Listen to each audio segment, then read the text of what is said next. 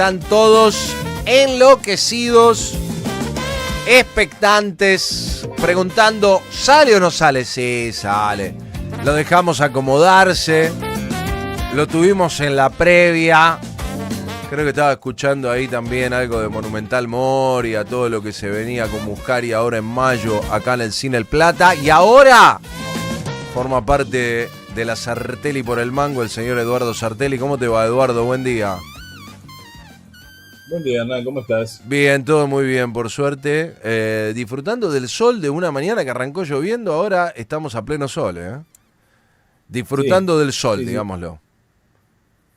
Está lindo. Está muy bien, perfecto. Bueno, mucha repercusión de lo que fue la columna de la semana pasada, lanzando de alguna manera ciertas líneas de acción, sobre todo para Proyecto 2023.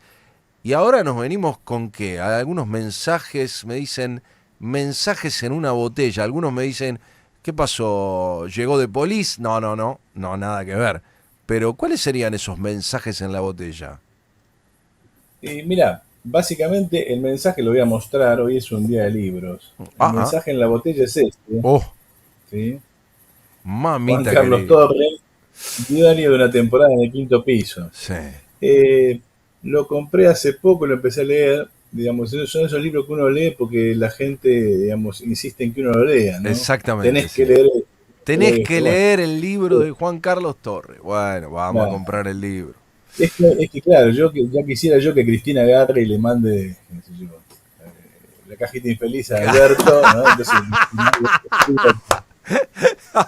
Entonces, pico de venta, bestseller.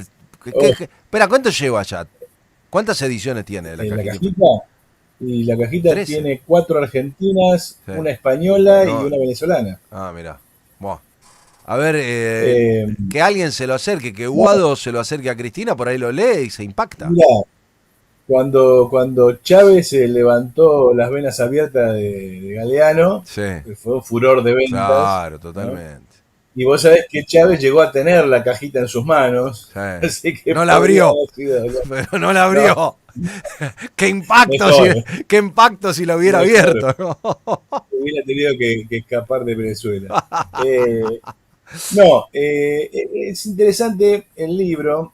Primero contar quién es Juan Carlos Torres. Sí. Juan Carlos Torres es un tipo que viene del PC, del grupo que rompe con el PC y se liga a pasado y presente.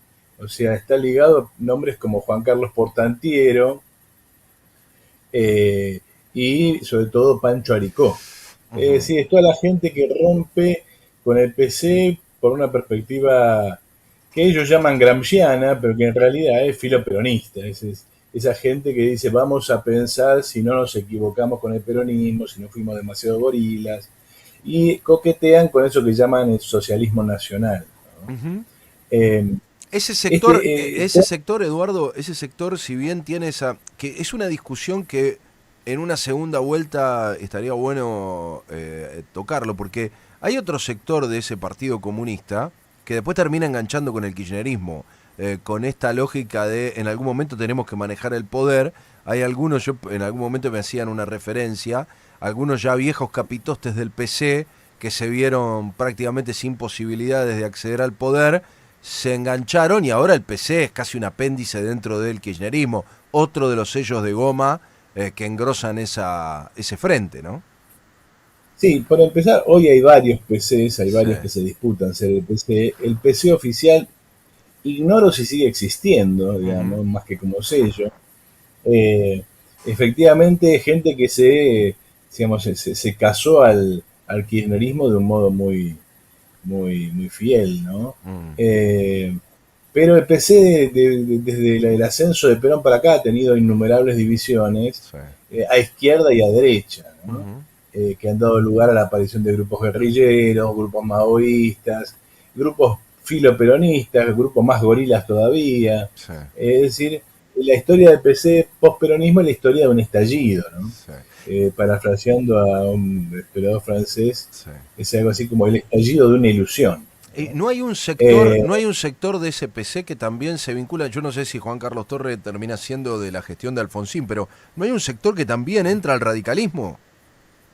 Este grupo, precisamente, el de pasado y presente, que tiene vinculaciones después más tarde con el Club de Cultura Socialista, con Beatriz Arlo y compañía, termina todo ingresando al radicalismo. No ingresando al partido, sino ingresando a la experiencia alfonsinista. Exactamente. De hecho, el libro de Juan Carlos Torres, este libro, es un relato en primera persona y en tiempo real. O sea, no es que lo escribió ahora recuperando, recordando, sino que son sus diarios en el momento en el que las cosas estaban pasando. Claro.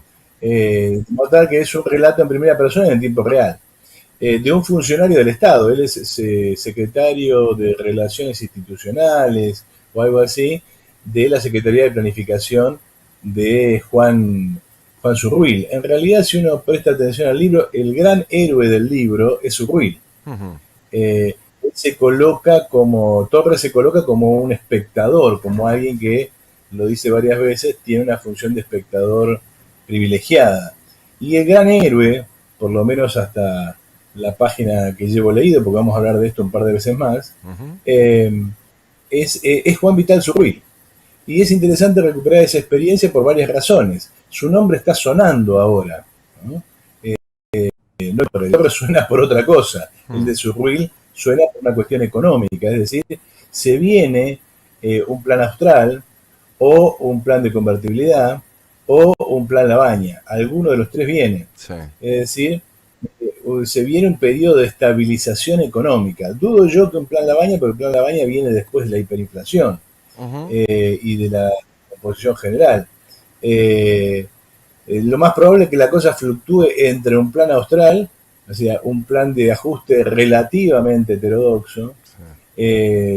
Zurruil viene o está más ligado al mundo de la CEPAL y a esa corriente más que al mundo liberal, o un plan de convertibilidad estilo Cavallo. Ya hemos hablado de Melconian, su figura, y si ampliamos un poco más la mirada, en ese escenario hay varios que se apuntan tirando a algo parecido a un plan de convertibilidad. Está ahí Lacunza, el propio Cavallo, que están asesorando, dando vuelta en torno a Cambiemos. Es interesante por muchas razones, o sea, a mí como historiador y estudioso de poder, me interesa verla ante los entretelas, contadas por alguien que está mirando con un ojo parecido al que yo miro, ¿no? Nosotros le publicamos a Juan Carlos Torres un texto que para mí es el mejor de todos, el mejor de su obra y el mejor de lo que se ha escrito sobre el tema, que es este. Se llama La vieja guardia sindical y Perón, y lo recomiendo. ¿Por qué? Primero porque se van a enterar de cómo funciona la relación Perón-sindicatos y peronismo-sindicatos. Pero por otro lado van a ver a un tipo que es capaz de razonar con mucha astucia sobre el problema. Es decir, que supera esa idea de que Perón se compró a los sindicatos o que los sindicatos querían a Perón, y es capaz de mostrar una batalla, una pelea en la cual Perón tiene que batallar por ser peronista, es decir, por convencer al resto y llevarlos a redil. A ver, entonces estamos hablando que Juan Carlos Torres es un hombre del PC que termina vinculado a esa primera etapa del alfonsinismo a través de Juan Vital Zurruil, o por lo menos dentro de su esquema en el ministerio. Sí. No cumple una función tan accesoria como él dice, porque de hecho él reconoce ser el escriba de Alfonsín, o uno de los escribas de Alfonsín. Sí, cada 2 por 3 Alfonsín le pide discurso, le pide letra a la Secretaría de Planificación, y el que escribe en la Secretaría de Planificación discursos es él, con lo cual varios de los discursos de Alfonsín son en realidad de la pluma de Portantiero, sabemos de varios de esos, de la pluma de Torres. Lo que es interesante es cómo se muestra, por un lado, la batalla contra Grinspoon. Acá el malo de la película, Darth Vader, es Grinspoon. Y cómo se produce un escenario muy interesante. Hay muchas anotaciones muy interesantes del orden de lo sociológico que tienen que ver con lo que le dijo Cristina a Alberto, que no porque se lo haya dicho Cristina no es menos cierto. Dos cosas. Primero, guarda que la banda y el bastón no son el poder. Y queda muy claro en el libro cómo tienen que batallar para imponer cuestiones muy elementales, contra tiempo, contra el reloj, contra viento y marea. Y además queda también, es interesante, la idea de que los partidos llamados populares, los partidos políticos, no saben qué hacer cuando llegan al gobierno. Ujú. Es decir, no tienen un plan. Ahora, Llegan sin plan. sí, ahora, Eduardo, esto de la banda no es el poder, ¿no muestra una degradación de la dirigencia política argentina que ya abiertamente se asume como gerentes del verdadero poder, como el statu quo del poder reinante? Yo te diría que desde un punto de vista sociológico no, porque Ujú, es real, es así. ujú, La banda no es el poder sí, y en realidad el gobierno es simplemente el personal político que maneja un aparato mm, que tiene vida propia, que es el Estado, sí, que es a su vez dependiente de una estructura que tiene vida propia, que es la economía. sí, Por lo tanto, esa idea de que vos sos presidente y haces lo que se te da la gana no es cierto. ujú, No es cierto ni para Cristina, ni para Alberto, ni para nadie. Obviamente, Alberto es un caso extremo, mm, porque a él le dieron la banda y el bastón y no controla ni la economía, ni el aparato del Estado, no controla ni el gobierno, ni controla su propio partido, no controla ni su propio gobierno, ni su propio staff. sí. Digamos. Otra vez hemos visto a Basualdo dando vuelta por ahí, haciendo lo que, diciendo, no sé si voy a subir las tarifas, esto no se puede, y nadie lo echa. Ujú. Lo vemos a Feletti haciendo barbaridades y nadie lo echa. Vos sabés que a este diario del quinto piso que haces mención de Juan Carlos Torre, en estos últimos días apareció y ayer estaba leyendo unos lineamientos de otro libro escrito en el 88 por Jorge Bustamante, La República Corporativa, que parece de alguna manera a vincularse estrechamente, también escrito en tiempo real, aparece hoy como remozado porque de alguna manera se observa que esos vínculos corporativos son los que terminan gobernando. Digamos que esas tensiones corporativas son las que condicionan cada una de las gestiones de la política, ¿no? Dos cuestiones. Este tipo de libros son los libros que leemos los historiadores en primera instancia, es decir, Ajá, son los libros de los protagonistas. correcto. O sea, libros de estos hay 3 millones, Sí. este cobró fama por ese hecho de Por el que, regalo en el cumpleaños de digamos, Alberto. claro, eh, por otro lado, por los paralelismos muy notables que hay con la actualidad. Te Ujú, decía esto de que los partidos llegan sin programa. Alfonsín llega con Grispun simplemente porque Grispun es su amigo. Grispun desarrolla un programa que es medio disparatado, pretende cumplir una serie de promesas que no puede cumplir, ujú. renegocia mal con el Fondo Monetario, etcétera, etcétera, y termina comprando el programa de Zurbuy, que es un tipo que viene desde fuera del radicalismo, y buena parte del relato del libro es ver cómo le hacen tragar a Zurbuy, al radicalismo tragarse a Zurbuy. Mm, ¿No? Primero cómo se lo hacen tragar a Alfonsín y después cómo se lo hacen tragar al radicalismo. Y si vos pensás, el plan de convertibilidad sufre la misma evolución. O claro, sea, Menem no llega con Caballo, no. ¿no? Y lo termina comprando, ¿no? Menem, Eh, y Menem llega con Rapanelli y después hay una reconversión, digo, ahí falleció llega con Rapanelli. el plan Bujibor, Claro, el llega plan con el Bujimos. plan Bujibor, cuando se le cae el plan Bujibor, digamos, hay un interregno ahí de Hermán González y después viene Caballo. Ujú, Y Cavallo es el que pone, digamos, está ya ahí en la sombra. Cavallo es un tipo de la Federación, de la Fundación Mediterránea, o claro, claro. sea, Fundación Mediterránea, Cavallo, Melconian, Ujú. ¿no? Eh, cuando digo es un tipo, no quiere decir que era su empleado, quiere decir que es un tipo salido de ese Sí, sí, sí, entorno sí, sí. y que tiene vínculos por ese lado. Es muy interesante el libro entonces en ese aspecto, es decir, cómo funcionan los partidos políticos, ¿no? También es muy interesante por el lado, por el otro lado, es decir, por el lado que te diría, te decía antes de lo que estos son los libros que uno lee, que un historiador lee, y libros de estos hay a patadas, algunos son muy famosos, ¿no?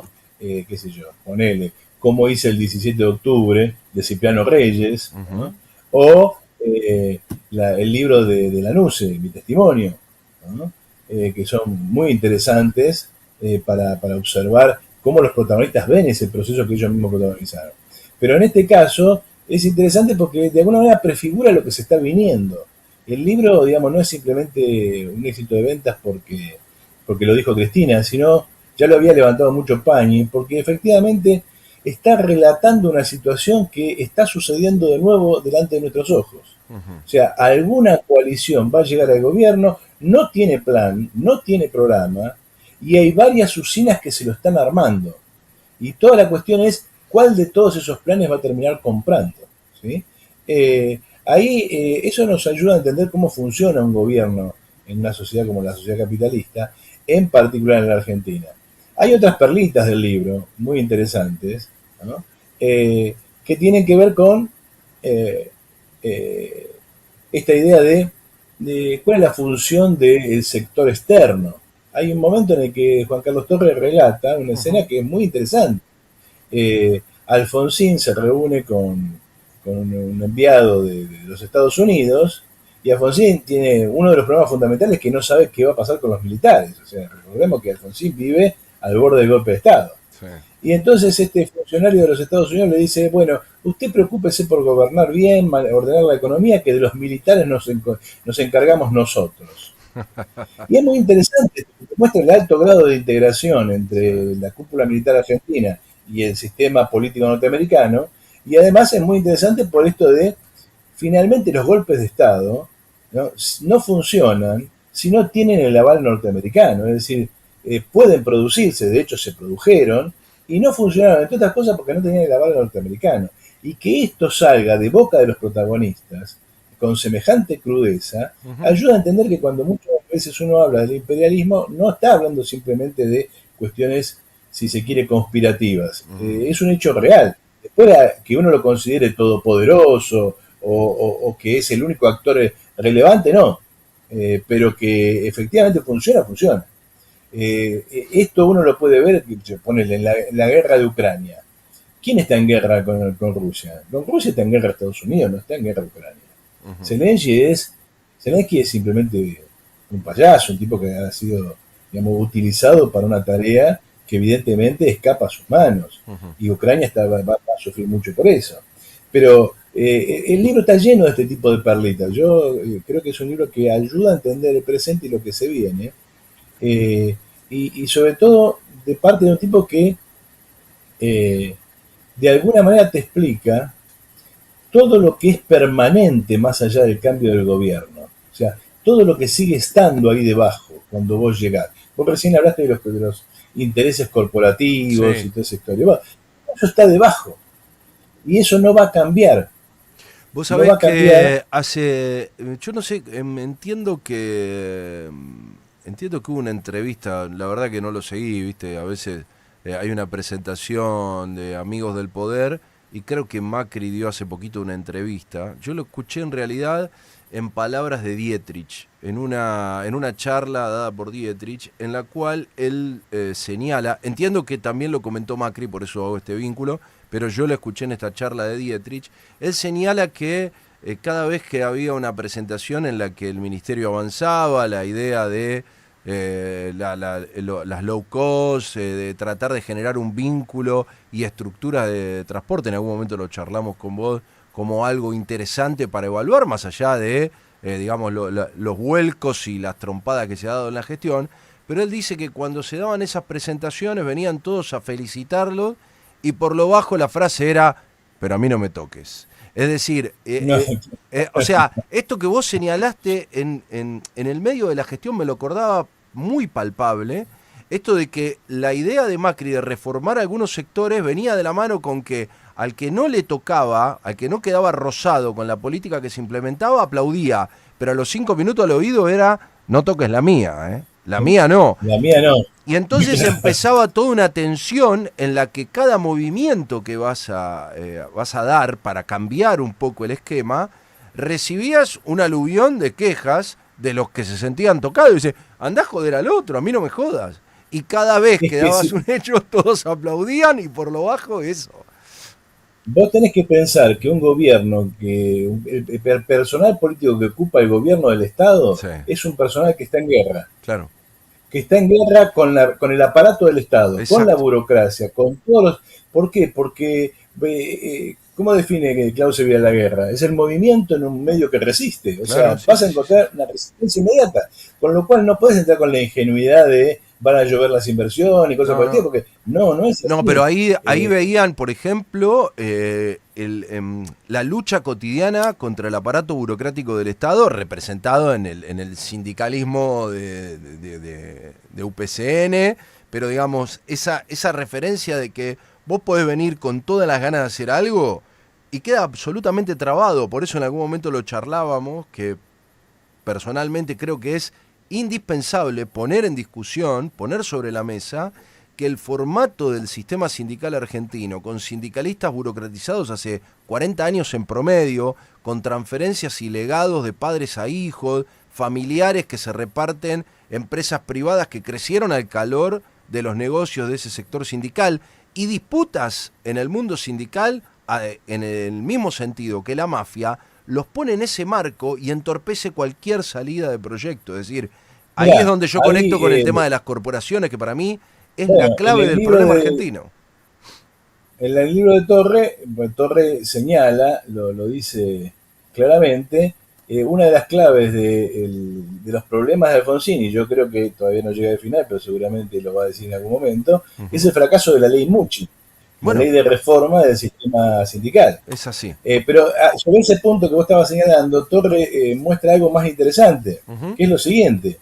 Ellos llegan al ministerio, porque la primera parte es el relato del ascenso del equipo de la Secretaría de Planificación, El o sea, el desembarco. ascenso del grupo Surruil, Claro. el ascenso de Broderson, el ascenso de Canitró, de Machinea, de Torre, es decir, de todos los que van a formar parte de la experiencia del Plan Austral. Ahora, cuando ellos están en ese proceso de ascenso, todo el mundo, los sindicalistas, los empresarios, todos están a los garrotazos con Grispum, pidiendo lo que después Surruil va a ofrecer. Ahora cuando Surruil llega, empiezan todos a criticar a Surruil pidiendo lo que Grispum hacía. Exacto. Y entonces, de una manera muy gráfica, pero muy interesante, Torres señala algo que hemos señalado acá más de una vez, la idea de el pantano argentino. Y vos sabés que esta idea del pantano argentino está tan extendido que cualquier persona que lo observe con un poco de detalle lo percibe. Yo recuerdo que una frase más felices, no tiene muchas, pero una frase muy feliz de Longobardi es: en la Argentina todo el mundo deplora el problema, pero también la solución, ¿no? O sea, vos estás en esta situación, la criticás por el sentido en el que va, cuando cambia en el sentido contrario, la criticás por el sentido en el que antes criticabas a lo que iba. Claro. Es decir, acá hay una situación de pantano donde no hay una fuerza que desempate, y ese desempate inexistente es lo que genera esta situación en la cual te llevas una pared por delante, la pared es de goma, parece que la vas a pasar, y cuando ya te diste que estás del otro lado, te rebota, ¿no? Así que bueno. Vos sabés que para mí, ¿no? O sea, yo no tengo la capacidad de explicarlo, primero no haberlo vivenciado, uno lo ve, digamos, en perspectiva, pero es crucial ese proceso de 1984, donde se rechaza la ley Mucci, claro. Y para mí el gran problema es que, producto de cómo se estructura el negocio con el poder sindical, acá estamos hablando de todo, o sea, no hay reunión en la que vos no te juntás con alguien que está dentro del sindicato, por ejemplo, y te dicen, intentamos armar una lista y terminamos en un zanjón. Así de simple. No, eso es textualmente así. La única acotación que yo te haría es que ese sindicalismo no podría existir sin un empresariado que le corresponde. Bueno, ahí a eso es a lo que voy. Y lo mismo pasa con el sector empresario. Es decir, empresarios que intentaron empujar un proyecto dentro de una estructura de una confederación, un espacio un poco más amplio, y enseguida aparece el vínculo donde el sindicalismo acompaña a esa empresa que ya está vinculada, estrechamente vinculada para hacer negocios, que tiene el respaldo, unos y otros, del poder político, que se va turnando, pero que va sosteniendo la misma estructura. O sea, el statu quo en el punto máximo. Y el gran problema es que si nadie se atreve a plantearlo abiertamente, si no hay un debate abierto en la población, en el cual van a aparecer desde quienes realmente quieren hacer una defensa del obrero y no pueden acceder a los lugares de poder porque están bloqueados, están cruzados para impedir que llegue alguien que patee el tablero. Lo mismo en el sector empresario, pero esto lo vive de una manera trágica, cotidiana, toda la población. O sea, el que quiere combatir mínimamente al punto de que se termina encerrando y encapsulando en una vida minimalista. Pero esto el que hoy está escuchando acá en Alberdi, en el centro comercial, a punto de generar una compra para poner un producto nuevo, automáticamente viene el sindicato y dice, no te metas con eso que es un negocio de fulano o de mengano. Hay una idea nueva y si no pasa por el sindicato y se queda con un billete, no arrastra el proyecto, te lo voltea. Insisto en esto, ahí es interesante porque Torre también muestra esta relación empresarios-sindicato. ¿Sí? Uh-huh. Y si vos querés, la máxima expresión de esta relación empresarios-sindicatos es el vértice en el cual se unen, que se llama peronismo. Claro. Y ese vértice en el cual se unen tiene una expresión concreta. Es decir, cuando Cristina se quiso defender, ¿qué dijo?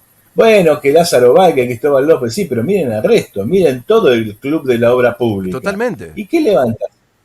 Levantás a todos los empresarios y detrás de esos empresarios al Caballo Suárez, a la UOCRA, a la UOM, al sindicato, a Moyano. Bueno, entonces es una estructura que expresa, a mi juicio, y a mí me puso, digamos, contento ver esa expresión Uh-huh. ahí en el curso de Torre, eh, que esta idea de estamos en un pantano. Sí. Estamos en un pantano y esto hay que romperlo. Uh-huh. Porque si no rompes esto, el pantano te traga. Es exactamente así. Totalmente, totalmente. Por eso digo, en cada charla, en cada ratito que uno tiene con alguien, termina derivando en esa posición corporativa, bloqueando cualquier salida. Pero te digo de cuestiones muy sencillas, muy básicas, las cuales en algún punto, y ahí es donde yo digo que es condición fundamental para que ese statu quo se mantenga, la actividad de los medios. O sea, el periodista que está impedido de decir porque fue sostenido económicamente durante décadas por el poder peronista, ya sea de los sindicatos o de los empresarios, y de alguna manera forma parte del eslabón perdido para impedir que se discuta esto abiertamente. O sea, lo vive cuando va a la esquina a tomar un café en el bar. Preguntarle a un prócer, a mi juicio tremendamente negativo, Sí. del periodismo argentino, Bernardo Neustadt, el Bueno, día que se animó a criticar a Franco Macri. bueno, pero fíjate que más allá de la discusión de hacia dónde despega, de Neustadt y Grondona para acá, el periodismo es la vocería de quien le sostiene el programa político. Y si bien Y no te Neustadt, quepa la menor y duda. si bien Neustadt encontró esa usina económica en el menemismo, la sensación es que Neustadt ya venía desarrollando ese pensamiento y encajó, confluyó en el poder, confluyó en él como figura clave para desarrollarlo, con una gestión de Menem que se corre hacia ese segmento. Es decir, es Sí, no, inversa, ¿no? Es como que él ya tenía la Neustadt línea forma parte del discursiva. dispositivo que captura a Menem. Está claro eso. Claro, claro. Obviamente Menem quería ser capturado, eso no es. Pero por eso te digo, acá hay una estructura cancerígena que se come el cuerpo. Uh-huh. Cuando decimos que la burguesía argentina es un parásito, Sí. todos estos elementos que venís mencionando, que comparados con ese parásito son menores, son el resultado de la acción de este parásito. Esta burguesía necesita este sindicalismo, por mucho que diga, requiere de esta burguesía y todos juntos sobreviven como una gigantesca, como dijo alguien, máquina de impedir. Uh-huh. Sobreviven sobre la base de reproducir el atraso y la destrucción de las fuerzas productivas. Ese es el mensaje, ¿no? El mensaje de la botella está en el libro. Exactamente. Y tiene como ejemplo visual el del pantano. Empantanados, Sí, sí. siempre y cuando no. Por eso, para mí, la salida del pantano es abrir el juego y poner esto sobre la mesa. O sea, darle visibilidad a esta situación, a la presión corporativa, al negocio silenciado, a los vínculos más alocados, cuando se hace ese juego de los sectores vinculados a Barrio Nuevo y a, ¿cómo se llama? El armador del radicalismo, que socio... y ahora se me hizo una ¿Cuál de laguna. todos? No, no Siglia. Cuando se arma ese vínculo, en donde vos ves a las dos puntas del juego, buscando el statu quo, buscando la vida bipartidista y la negociación constante dentro del marco del poder, es imposible patear eso si alguien no lo visibiliza. Cuando vos ves el vínculo Víctor Santamaría y Horacio Rodríguez Larreta, mucho más aceitado que cuando estaba Macri en la ciudad de Buenos Aires. Sí, O sea, ves el condicionamiento, ninguno puede avanzar si no lleva al otro de la mano. Entonces, jamás vas a ver en una discusión del larretismo una sesión hereditaria de un gremio para transformar a alguien que nunca fue encargado de edificios en el adalid del periodismo independiente, manejando hoy un sí, sí. grupo de medios infernal sostenido por la contracara, hipotéticamente, del poder, que sería el kirchnerismo, porque es la figura clave del entramado mediático que tiene el peronismo hoy en día, es Víctor Santamaría. Por lo menos en Capital, sí. Sí, sí, Sí, pero sí. además, pero traccionando en gran nivel, porque lo que antes estaba en Cristóbal López y el grupo de C5N y demás, hoy se corre el eje beneficiado por la pauta. Se blanquea por ese lado, claro. Totalmente. Con lo cual, ahí tenés el bloqueo de cualquier tipo de discusión. Más allá de dónde quede, creo que la sociedad lo tenga como una charla cotidiana, como parte de la discusión de café, es la clave para ver hasta dónde da una ruptura de ese statu quo y salir del pantano, ¿no? Sí, señor. Señor Eduardo Sartelli, buena semana y nos reencontramos la próxima. Dale. Nos vemos la próxima. Un abrazo grande. Abrazo grande, dale, chau, chau.